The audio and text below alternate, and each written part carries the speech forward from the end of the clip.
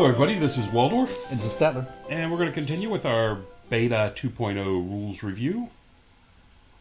For model rules, section XX, which is Extra 20 large. for the extra large, but there's no L there. So we have to go with the Roman version of 20. Okay. So, part 20. Or was the Triple X movie before Vin Diesel got involved? Oh, please don't do that. Had Edward Norton. Bad memories. Okay. First we have a listing of all the special rules. Yes, this is We're not probably going to gonna be go our through longest this. video going through it. So Yeah, I think so. this is kind of the table of contents. Now, you have to be a little, this is probably going to get a little confusing at first because they've broken it up into subcategories. It's not just listing all the special rules in alphabetical order. It's alphabetical order within the different sections Correct. that they've assigned the different rules to. And they've also slipped in, like in the middle of, you have the universal rules, and then you'll see armor equipment, melee weapons, Right. shooting weapons, and then we go back to more special rules. Right. Anyway, so that's what we have. So let's plunge in, shall we? So yeah, so don't get, if you're a paper copy like us will have and you can't find it, you know the rules. It's like, darn it, I know it falls here because it's, fearless is after whatever. Fear. It's before front rank, but you have to go back and look at which section it's in. Correct. All right. So basically, a model or model part may have the same model rule more than once. They don't stack unless they are otherwise specified. Right. Simple. Then we'll start through the universal rules. Yes. Start with ambush. At step 8 of the pregame sequence, after spell selections, you declare which unit you have will be using your ambush. Is this any different? I didn't see. No, I think this one's a little bit different, where you actually declare it at step 8. Right. And that's it. If you don't enter before the game's in, you count as this. A lot of this is just changing for the words. Yeah, that's what I thought. The wording. Ambush. I think But ambush other works than exactly that, the it's same. pretty much the same. Just being clear on which section it's in. Right. Battle standard bearer, one of a kind. It's the same. They just wrote it in a different way. Correct. Because well, I guess the thing is, no, it's not totally the same because now you have banner enchantments, and you can have up to 2 banner enchantments instead of 1 on a may take up to 2 banner enchantments instead of 1. Okay. on a battle standard bearer. So I have to That's nice. recant what I said. Yes, that's the one change with the. It is a decent. It works exactly the same as far as rally around the flag and not a leader, but you get to do double enchantments on it. Okay. Bodyguard's the same, so we'll move on to channel. Channel during step 3 of the magic phase. Channel X. Channel X. Channel X is a number for whatever that number is on channel during step 3 of the magic phase sequence. You gain that many veil tokens. Yes. Most things are channel 1. That we've noticed, but yeah. So this is the veil. Managing your veil token pool is a big deal, and channeling is one of the ways you can get more veil tokens, which are not magic dice. Okay. Chariots is a little bit different. The only thing different is it's a rule just to say you roll an additional d6 when taking a dangerous terrain check. Right. Based on the size and the size chart that was before. You're a construct because you're a chariot, and then you're yeah. Correct. So not a big difference, but you just take an extra die. Right. Commanding presence, I think, is just written differently. Yeah, it's just talking about the borrowed characteristics instead Right. of everything else, but it turns out to be the same. Yeah. Engineer is pretty much the same. He just allows his aim score to go instead of his ballistic skill. Right. So again, it's a difference in the wording more than anything. Yes, because the aim replaces the old ballistic skill value. Fear is a little different. Units in base contact with 1 or more enemy models with fear suffer -1 discipline. That's the same. At the start of each round of combat, such units must take a discipline test, which is the same. It's called a fear test. If the test is failed, the models in the unit are shaken until the end of the round of combat. Models that have fear themselves are immune to the effects of fear. So if you cause fear, you're fearless, I guess. Correct. So the big thing here is instead of going to a weapon skill of 1, you just count as shaken, which means you're a +1 to hit and you're a -1 when you're trying to. -1 to be hit. I'm sorry. +1 to be hit, -1 to hit. Yes. All right. Fearless is kind of the old. This causes less fear. Yes, Yeah. it's less fear. You automatically pass all panic tests and decimated checks, and cannot declare flee. It's the old immune to psychology. Yes. So, just a new name for an old rule. Right. Brings us to Feigned Flight. Nice name. A unit consisting solely of models with Feigned Flight that voluntarily chooses to flee as a charge reaction and subsequently passes the rally test in the next player turn doesn't become shaken. Furthermore, the reform that is made after rallying in this case doesn't prevent the unit from moving nor from shooting, but it still counts as having moved for shooting purposes. This rule cannot be applied if a unit fails to rally on the next friendly player turn or involuntarily flees, such as a result of failed panic test, or if it was already fleeing when being charged. Right. So I think now it's just it's its own separate rule instead of being incorporated into the Fast Cav rule. fast cav rule. So it's basically, and probably just we'll see if other units have it. If you have this rule, you can run away basically, and you rally right away in your turn and still shoot and can still move. Fly X and Y. You can march move also, right? Yes. Yeah, because you can. Yeah. You're not shaken. The shaken is what would prevent Right. you. Model gains, if you have fly, the model gains light troops and swift stride. The first number is your advance rate, second number is your fly rate. So you'll see some of these being different than what they were before. Other than that, pretty much the same. Basically the same. And Yep. the one thing is you have the light troops. You don't have skirmish. That's Correct. the change. That is a change. You're right. And remember, skirmish line of sight is different now. So Yeah, we'll see that when we get down to skirmish. But Yeah. yeah, you're correct. That's a big difference. yeah. Brings us to frenzy. Another big change. Yeah. Yes, it is. A unit with at least half its models with frenzy cannot choose to flee as a charge reaction, which is the same. And when taking discipline tests, apply the following. So you're no longer immune to psychology like you used to be for panic checks, etc. If it is a panic test, decimated test, or fear test, so you also can be afraid of things if you don't have the fearless rule, Right. the unit gains +2 discipline. So You're testing on a +2. you're versus testing those on a three. +2. So depending if you know how high your leadership is, that might be good, may not be, but you can still run away. If the test is a break test, roll the test as normal, so no change there. If it is any other discipline test, the unit suffers -2 discipline. Right.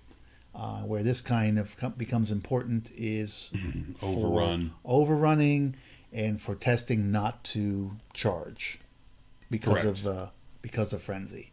Yes. So But you'll see in this next section.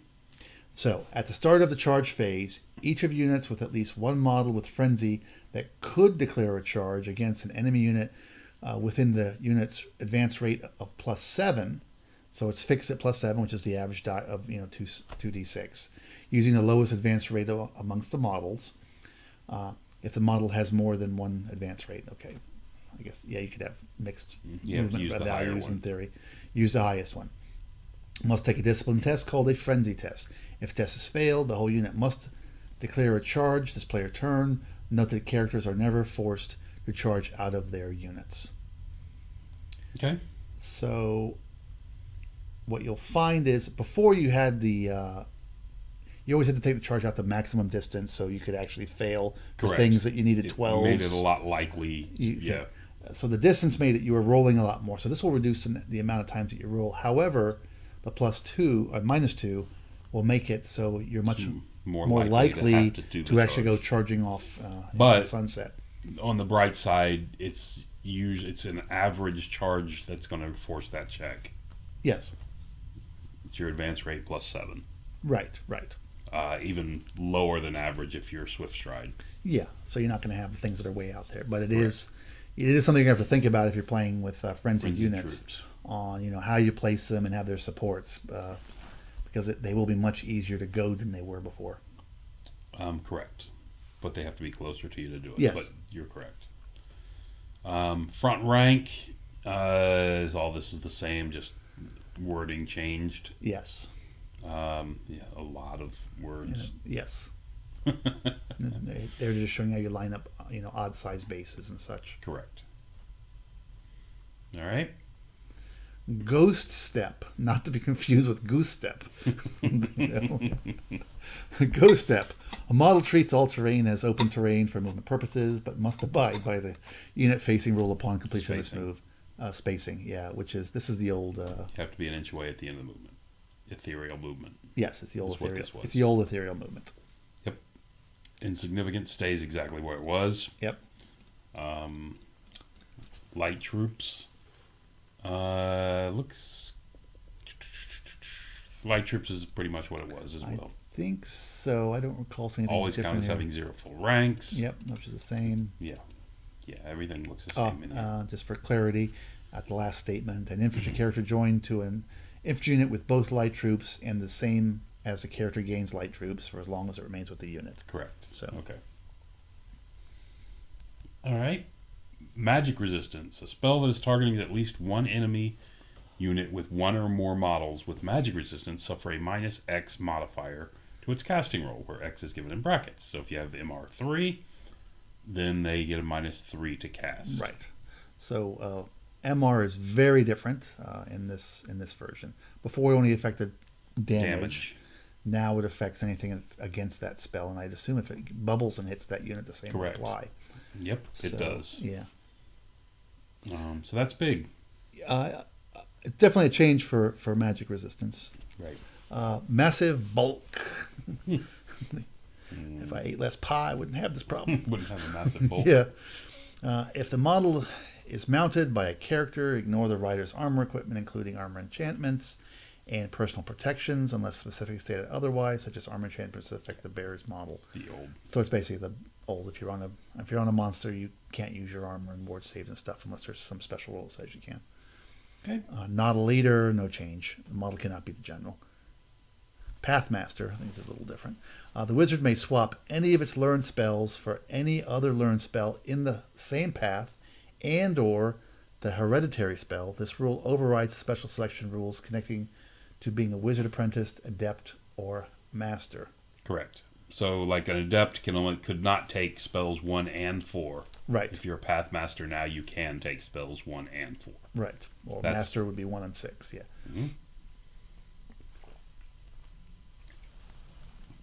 Okay. What is this? Protein magic? Protein, like a protein shake. It don't look like a protein spelling you made. Yeah. When selecting its spells, the wizard must choose a combination of its hereditary spells and or learned spells must choose a combination of its hereditary spells and learned spells from any of the paths it has access to. Oh, okay. This overrides the spell selection rules connected to being a wizard apprentice, adept, or master. So you take the hereditary spell, you choose from the hereditary spells and all the number 1 spells from the paths you have access to. Right. Okay. And we'll have to see how where that comes up. Applies. I assume the Highborn Elves will have that, because they have that one ability, but we'll see. Yeah, and I think there's a magic item that gives you this, but yeah. I'm not sure. Maybe I'm wrong. Rally round the flag. All units within 12 inches of a non... It's the old BSB rule. Model rally around the flag and reroll failed discipline. So it's old BSB. Yep. It's just a different name for the same thing. Yeah. Hard breath. Random movement stays the same. Yes. There's a lot of rewriting, and we're not going to read through all of it. Random movement does what it did before. Right. So you roll your dice and you move. Yeah. If you come into contact, you count as charging. And scoring, if you were scoring before, you're still scoring. Yes. It's the same as it was before. The little flag icon. We assume the flag is here, so I guess the flag icon is still in the... It is. In the army. Oh, that's true. I haven't seen the... Yeah, we haven't seen the final version, so who knows. All right. Scouting, again, stays the same. Except they've added building and water, since it can as be on the terrain table features now. you can hide in. Yeah. And at step 8, you have to declare it. Right. Skirmisher. Okay. Oh, I shouldn't have picked this one. It's too long. Model can draw, because it is different. Yeah. It is. The model can draw line of sight in any direction, so 360-degree spotting distance from skirmishers, from any point of its base. Where's the end of that? and can always use shooting attacks from any rank. They are not limited to shooting from first rank or second rank. So you don't have to worry about having volley fire.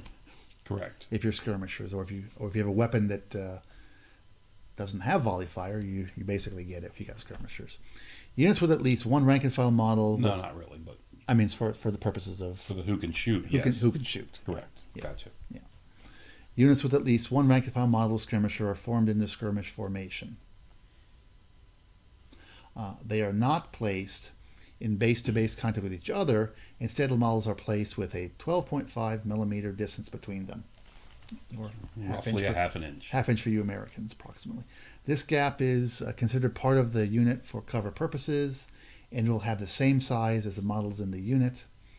Other than this gap between the models, units with skirmisher follow the normal rules for forming units, and therefore have a front, two flanks, a rear, can perform supporting attacks, and so on. Units in skirmish formation gain hard target, which is -1 to hit when being shot at, and light troops, which means they can move pretty much everywhere. Never block, or then don't have any ranks. Never block line of sight, and when units in skirmish formation would contribute to hard cover, they contribute to soft cover instead. Yes, so they're only -1 to shoot through them instead of -2. Right. No matter what their size is. Units in skirmish formation can only be joined by characters that have both the same type and the same size as the unit. So you don't have to be a skirmisher to join them, as it was in the beginning, but you have to be the same size and type. Unless a character has the exact same base size as all rank and file models in the unit, it is considered mismatch for the purpose of placement of the unit, and that's shown below. Just you stick it on the side just like you do with formed units. A unit ceases to be in skirmish formation when all rank and file models with the skirmisher are wiped out. Immediately contact their skirmish formation into a normal formation without moving the center of the front rank. Nudge any unit as normal to main base contact. So basically, if you had that character in there and he's all that's left, he's no longer a skirmish. Right. Or if you had two characters, or if you had two characters them characters into the center. They need to squeeze together. Yep. And a couple examples of how they fight. Right, and they're showing the alignment there. So this is the same as it was in the last edition. The big thing is how you see, which is 360, and how you fire. Okay. Stand behind. The model can be placed anywhere in its unit and doesn't have to be placed as far forward as possible, even if it has front rank. Among models with front rank, models without stand behind have priority over stand behind models to be placed as far forward as possible. What this means, if you saw before, the musician and standard bearer now have stand behind. So if they can't fit up front. Well, it used to be that if you had three characters and a full command, you could push one of your characters to the back rank. You can no longer do that. Right. That character has to come forward because he takes priority over the other two models. Now you push the musician and the standard. Correct. So or difference there. Or the character will stand behind. Yep. I'm sure there'll be the occasional special role unit, maybe. Probably. Damsels for Equitane or something. They probably still be 11, but we'll see. Strider. The model automatically passes dangerous terrain tests taken due to terrain. A unit with more than half of its models with Strider never lose their steadfast or rank bonus to it. It's the same. Hasn't changed. Neither is stubborn. Yeah. And stubborn is exactly the same also. You're always on your base leadership value. Correct. Brings us to supernal. Supernal. Hope that line doesn't I think last. It's a supernal. Yeah, I think the model gains. They're supposed to be supernatural, but they ran out of ink. The model gains unstable. When a unit consisting entirely of models with supernal lose a combat, the unit must make a break test. Stubborn or steadfast, ignore the combat differences. If the break test is passed, ignore all health points that would be lost due to unstable. If the break test is failed, follow the rules for unstable as normal. So this has a effect. This is going to change the way, if I understand it, I haven't seen the demon book, but I'm assuming this is going to change the way that demons are played with their unstable rule. It used to be it gains unstable. because it used to be that if you failed the break test, Well, we'll get to when we get to unstable. We're still on supernal. yeah, but supernal is part of that. Yeah. It used to be if you failed your break test with something with supernal or the equivalent before, which was otherworldly, I think.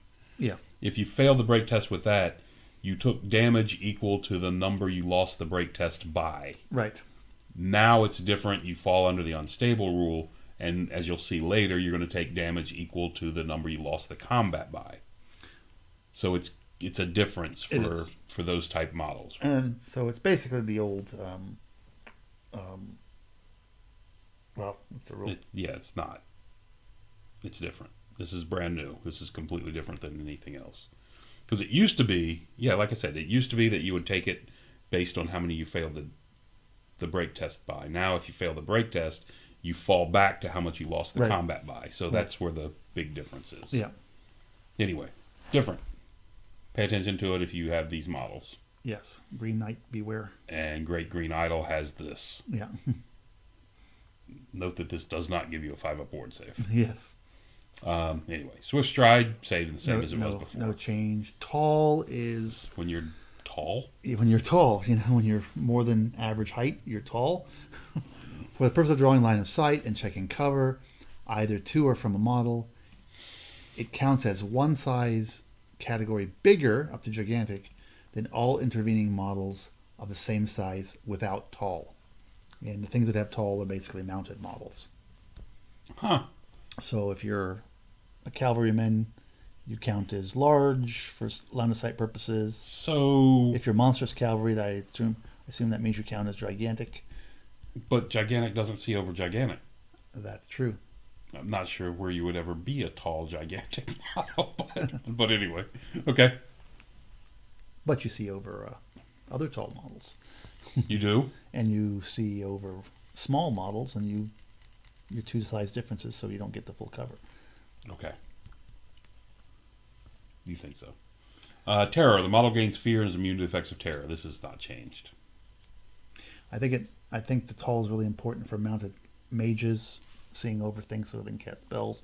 Seeing over infantry. Yes, correct. It's important for war machines. War machines, things with volley fire.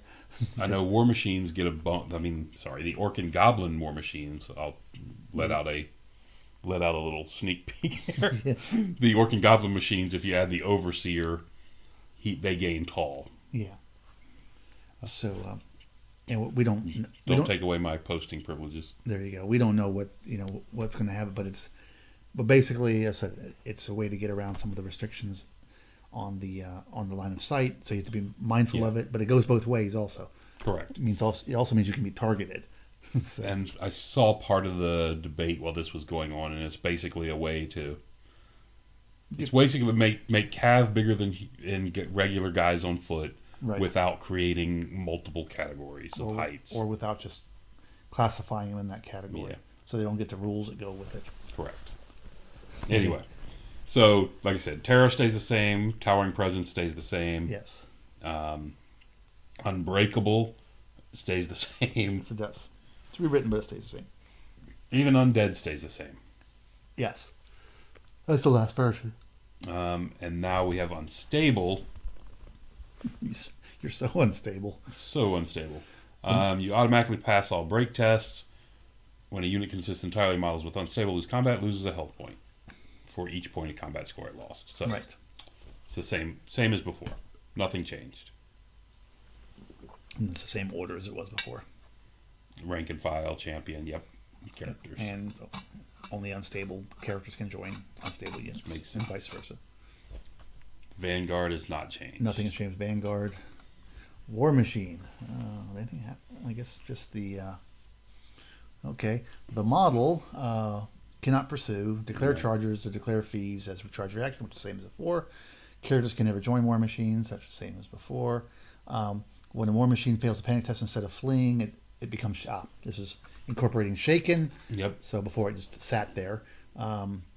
If it fails a break test, it's automatically destroy, which is as before. It cannot make combat reforms. Or the opponent cannot. War Machine and units engaged in combat with them cannot make combat reforms. That's kind of with a change. It's an important. That's not change though, but it makes Yeah. a bigger difference. But with because the change of the way you align, because the how war you align machines. units, it's important. Yeah. Correct. When a unit charges a war machine, it can move into base contact by having its front-facing contact any point of the war machine's base. It must still maximize the number of models in base contact. See our earlier video on how war machines now you have to maximize. You have to extend their flank lines. I think that's basically. under the attacks video. Attacks video. Yeah. Thank you. No align move is allowed, so however you hit them, and war machines don't have it facing, so it doesn't really matter. Correct.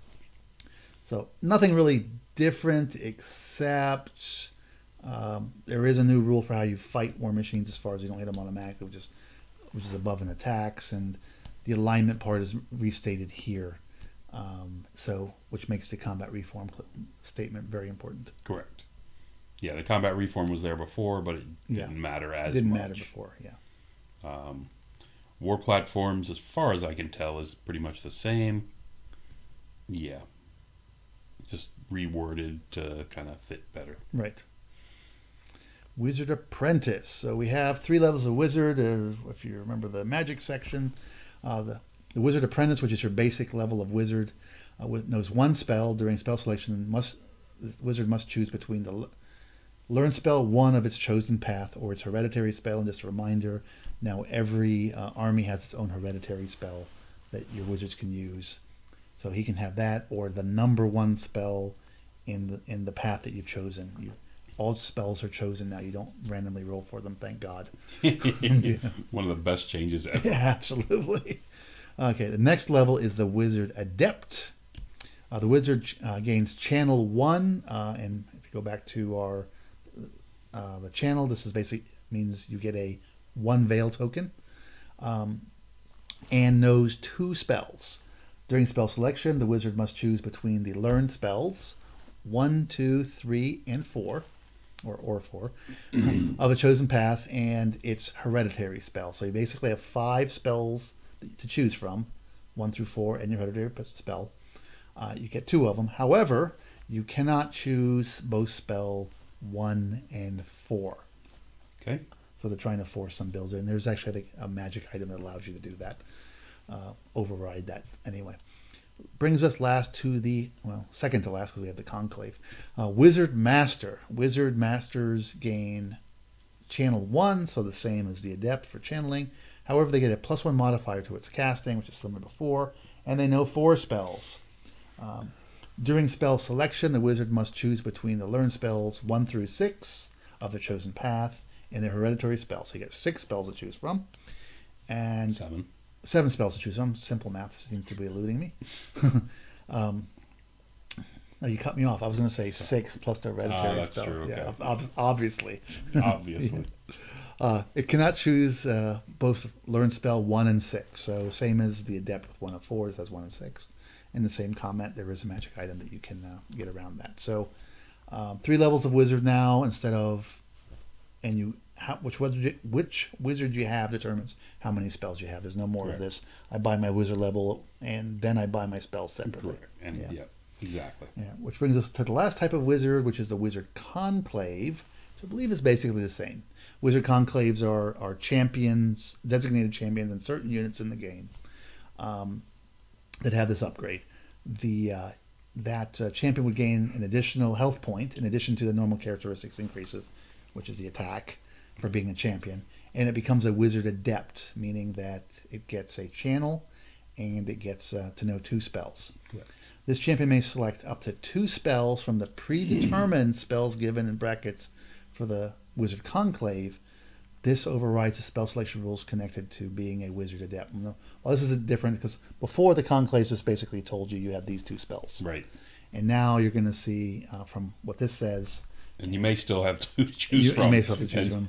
But the ones I have seen, you have multiples. Right. You have like 3 or 4 to choose from out of. So, yeah. Okay. All right. Moving on to characters. Characters are the same. Yes. They have front and rank. They still have no character. They still have no character. I'm just looking down here to see if I see anything different. One turn, no units considered destroyed. Characters, yeah. Yeah. The units, same. He's a character who's subject to ability. Yep. Yeah, all this charging shenanigans is still the same. Everything looks pretty much the same. Distributing hits. The only difference at all, if you try to charge out of a unit and you can't get outside of 1 inch of the combined units on a failed charge, you stay in the unit and the unit becomes shaken. Oh, okay. Not sure how you can fail a charge and not get outside 1 inch, but anyway, because the minimum you can roll is 2, and 2 inches should put you an inch away, I would think. Maybe it's an angle thing. Yeah, could be. You charge to the flank. Okay, I'll buy that. Yeah. Distributing hits are the same as it was before. Nothing's changed in that section. So just kind of breeze through those and get to personal protections. This is supposed to be a family family channel. Protect yourself. Yeah. If at least one model at least one model part has a personal protection, the entire combined model follows the rule of the personal protection, unless the model is of gigantic size and has the massive bulk rule. So, this is just a description of what personal protections are. The advantage to this, to splitting them out the way they did, is to say this section up here functions this way. This section functions a different way. And the next section down, you'll see functions even a different way. So basically, it's saying the same as it was before. Ward save. If you've got a ward save, it applies to your mount, your combined model, as long as it doesn't have massive bulk. Yes, and we have some new words. We have to learn Aegis, not the cruiser, but Aegis. The new word for ward save. So you have an Aegis value, 6, 4, 5, whatever it is. It's your ward save. It's your ward save. And it's a plus value, so it works the same as the armor save. You start as a 7, and you add that to it, and if you roll a 7 or greater, you get your Aegis saves. So. Aegis are not regen saves. Cannot be stumped. For the purposes of stump attacks from any models, models cannot ever be stumped considering its standard size. So I think there was like some old army book rules where it was, half cav or whatever the heck it was, half man. Yeah, the centaurs could be stumped. Yeah. So things like that. Yeah. They've just put it in as a standard rule. Distracting, fireproof. Fireproof is the old what's it called? Fireborn. Fireborn, yeah. Yep. Nothing special there. Flammable, flaming attacks, same. Nothing has changed. Our target's the same. Otherworldly. Yes. Is just gives you an Aegis save. Aegis, I don't care. It's the same as magical attacks. And if it has 2, it gives you the first values against non-magic, first and second values against magic. Yeah, it's the same as before. The difference being is it's no longer fixed. Correct. You don't just get a 5, you have different ones, different combinations. Correct. Parry can only be used against close combat attacks from the front facing. Now you gain +1 defensive skill, or its defensive skill is always equal to the offensive skill of the attacker, whichever is higher. Right, so it's a slight buff. So if you have higher quality guys, you get you'll take the +1 defensive skill, which could possibly put you up into the 5 to hit. Which may make it a 5 to hit. Yes. So there's a little bit of a buff there. Yeah. Regen has not changed. Regen, it's very long, but it's the same thing. It's the same thing though. The concept is it's a 4+, and you roll that plus your die roll 7 up. They're going to this if you have regen 4. Yeah, if you have regen 4. This concept of rolling 7 or greater on a d6 plus a modifier. You'll see that for all your protections. Correct. Armor equipment. It's all the same. Just written in a different way. Just written a little bit different, where they talk about, again, you just add up all your armor protection, and that's what you add to your die roll, and if it's more than a 7, you make your save. Right. So 7 or better. It just shows you all your different stacking values. All the things that stack. Right. And they all do. And everything. Well, you can't have 3 different kinds of armor, I suppose. It'd be kind of nice. Yeah. And then they talk about weapons. Yes. There's 3 types: melee, shooting, and artillery. We'll start with melee weapons, which we've gone over before. Right? No, we haven't. In the preview. Oh, in the preview, yes. We did a preview of these. Yeah. when they did the sneak peek. Yes, Correct. So, but we'll do it again because people may not have watched our preview. Why not? Why not make this section even longer? Absolutely. I'm falling asleep, so listener might as well. All right, go for it. Okay, great weapon. It's the same as it was before. Oh, come on. After all that, that's what you're going to give us? Absolutely. The separation is they've separated armor penetration from strength, but it's +2 strength, +1, +2 armor penetration, and it always strikes at initiative 0. Excuse me. Hand weapon is as it was before. If it has a shield, you get parry. Halberd is exactly as it was before. You just split out the strength and the armor penetration. +1 armor penetration, +1 strength. However, you can't use a shield if you're using the halberd as before. Lance, no change there. A lot of people want to change, but there isn't any. On the charge, you get +2 strength, +2 armor penetration, which is under the devastating charge rule. It's no longer a weapon update like the others. Right. So you have to remember this one because it may not be clear in your unit may actually have devastating charge for the model part. Right. Which may be a different devastating charge than the devastating charge you get for your weapon part. Which is, right, the different one you get on your weapons part. So you have to keep an eye on it. You don't forget about those. Light Lance is the same as was before, correct. Same thing. But it has a devastating charge, +1 strength, +1 armor penetration. Paired weapons are different. The wielder gains +1 attack, which is the same. However, attacks made with paired weapons gain +1 offensive skill, and more importantly, and ignore parry. Model using this weapon cannot simultaneously use a shield against melee attacks. Love this change. Before you got the +1 initiative, which broke a lot of troops. Really, yes. Yeah. This makes this a counter to parry. I like it when you have rock, paper, scissors in a game and you can counter with something. So I think that's a fantastic. The +1 weapon skill. It'd be interesting to see how that plays out with some of the troops if they drop weapon skill to compensate. Right. But we'll see when we see the. Well, they typically drop the defensive weapon skill. I'm sorry. This is +1 offensive weapon skill. No, I'm saying it'll be interesting for units that only blade dancers. Are they going to have weapon skill 6? Are they going to have weapon skill 5? And they get 6 because they have this weapon.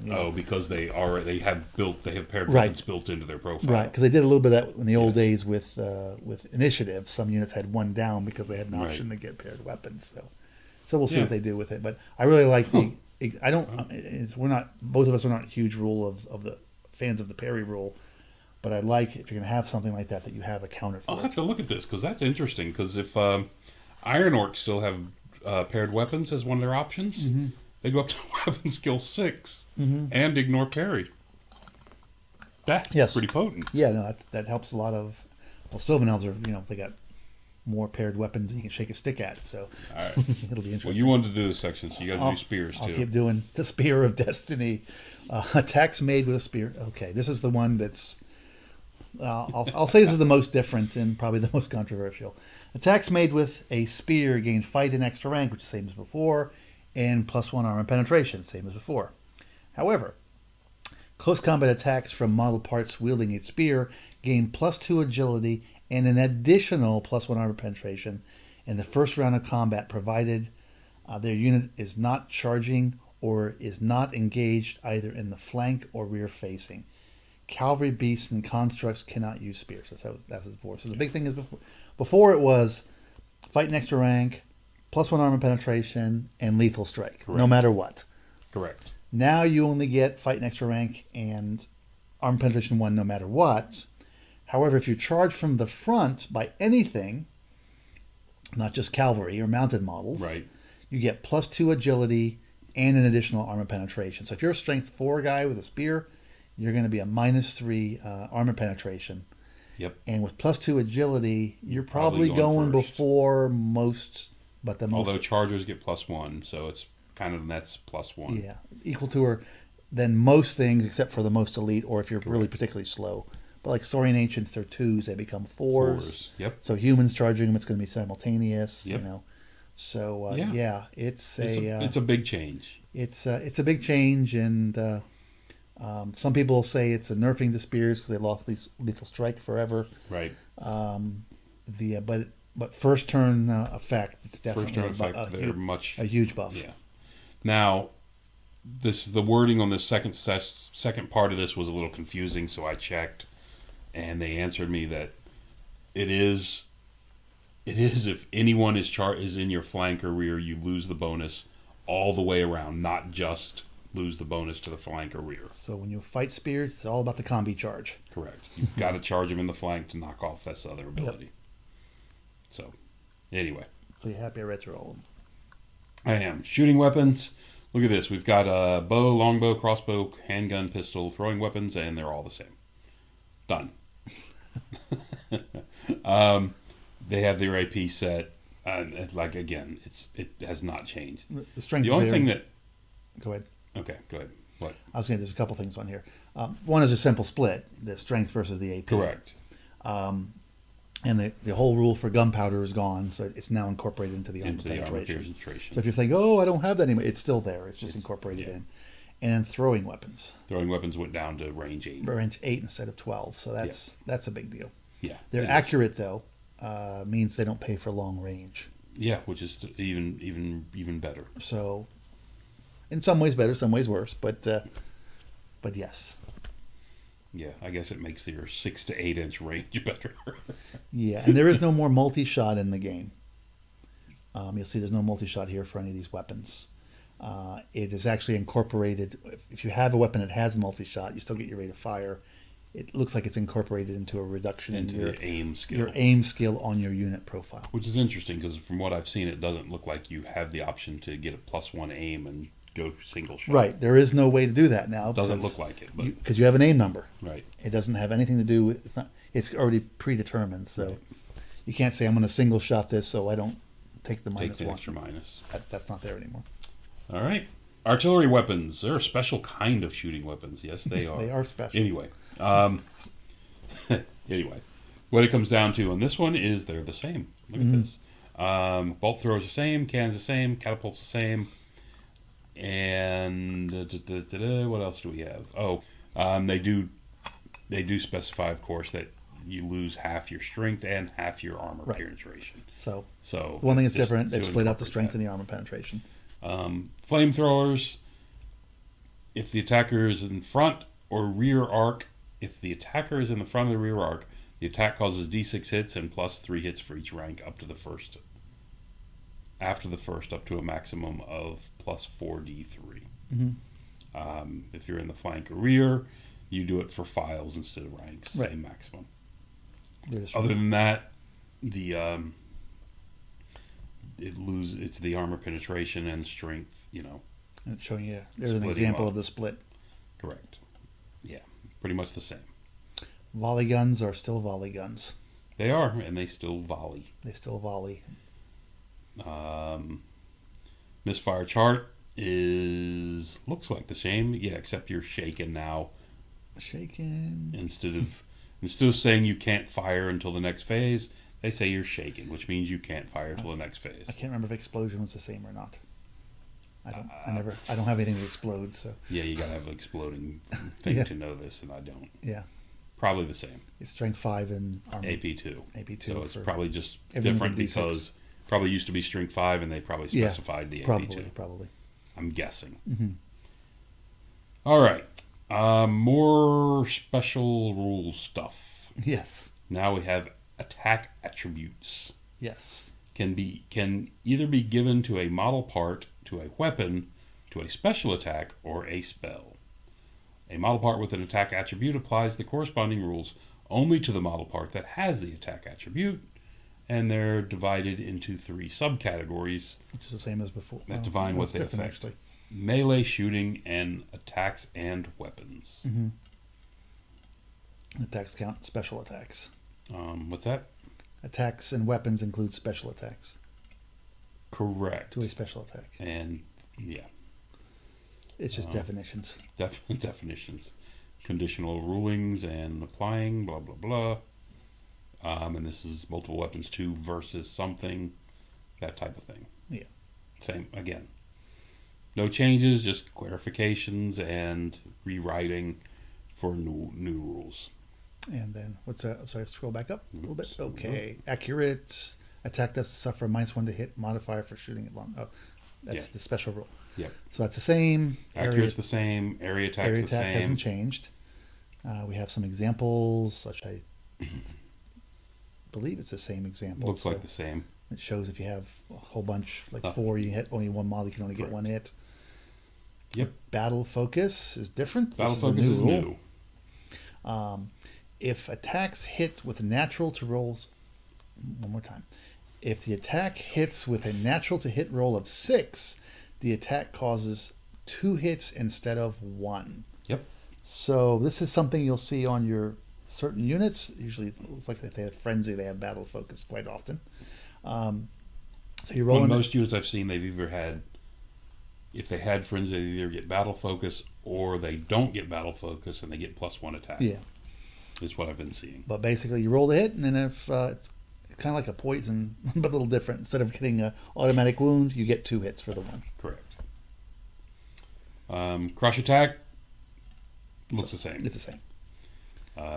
Devastating charge. This is a little bit different because it's got the it can be multiple things. Right. They've now merged devastating charge and thunderous charge into the same stat, and it can actually give other things besides just like poison, attack and strength. Thunderous Right. charge, on devastating charge. You can get other special rules while basically whatever you're charging, you get these additional special rules. Correct.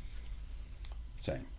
Divine attacks is the same, except it applies to Aegis saves instead of ward saves. Yes. So good thing there are no more ward saves. Yes. Fight next rank remains the same. Flaming attacks, same. Doesn't have anything in itself, just interacts with it. Harnessed is basically it's just a rule in there to define what mounts are. So if you have a mount, you have the harness rule assigned to you. Yes, so you know. Yeah. Hatred's the same. Hatred is hatred. Inanimate melee. Model parts with inanimate cannot make close combat attacks and cannot use shooting weapons. Shooting weapons carried by model parts with inanimate can be used by other models' parts of the same model as long as they do not have harnessed or inanimate. So basically, inanimate is like a what's a good example? Like the like a dread sphinx or something. Yeah. If it carries a crossbow on top, it can't shoot it, but the model parts up top can shoot it. Is what they're saying. I don't know if that's a good example, but it gets the point across. It's that kind of thing. Yeah, maybe like a chariot or like the old what's that Tyrus? What's the Tyroscutus? Is that the thing with the old Stegosaurus thing? Yeah. Anyway, it carries the bow. It can't use it itself, but its riders carry it. Oh. I don't know that it's going to be inanimate, but whatever. Lethal strike, same as it was. Yes. AP6. Yep. Lightning reflexes, no change. No change. Yeah, I thought this would change with the new chart, but it didn't. It's the same. +1 to hit. Unless you have a great weapon, in which case you just go with your regular initiative. Correct. No change. Magical attacks, nothing different. Move or fire, nothing different. That's the old quick to fire. Yeah. Right? Sorry, no, move or fire. Oh, sorry, you're right. Yeah. Sorry, you're right. It's the old move or fire. Multi-wound X, what it was before. Except now it's hit points instead of... Correct. Yeah. Penetrating. Bolt thrower rule. It's basically the bolt thrower rule. How you do damage, no change there. Poison attacks is the same. Quick to fire. This is different. The attack doesn't suffer the -1 hit modifier for moving and shooting, which is the same. Okay. However, and can make a shooting charge reaction regardless of the distance of the charging unit. Has been crossed off. So you can no longer fire no matter how close the opponent is. Right. Okay. Surprised about that. So am I. That's a nerf I'm surprised about. I'm surprised that you can always stand and shoot. It's just a rule. Yeah. Reload. The attack cannot be used for stand and shoot charge reaction, which is as it was before. Toxic attacks, unfortunately, are the same. So, yep. Unwieldy is the additional -1 for -2. Just for clear, you see here, in this case, it's showing the armitage is set to 10, but it's 10 with the 7, so, yeah. I don't understand. Okay. Volley fire If at least one model in the unit can draw a line of sight to the target, then all model parts using volley fire in the same unit ignore intervening models of their own size or smaller for line of sight and cover.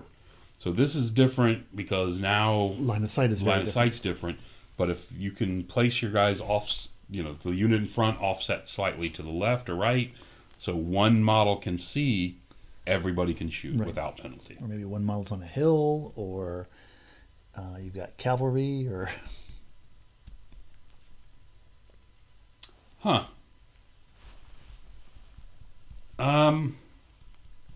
If at least... One model unit can draw a line of sight to the target. No, this is different. There's another huge change in here, and that's the fact that the whole unit no longer fires, right? No? What? It just says if one model can see, then you can shoot without Then all model parts using volley fire in the same unit ignore intervening models. Right. So it's different. In fact, now it's even better because if you're that unit in the back, if you move to where one unit can see, everybody in the unit can shoot. Right. Whereas it used to be if you moved, only the front two ranks can shoot. Know what I'm saying? I didn't... It used to It be no longer has... I didn't notice that. It no longer has a limitation on the first two ranks. You're right. But it doesn't give you that ability either. You know what I'm saying? It doesn't give you the ability of additional models to shoot, does it? Or does it? It does, right?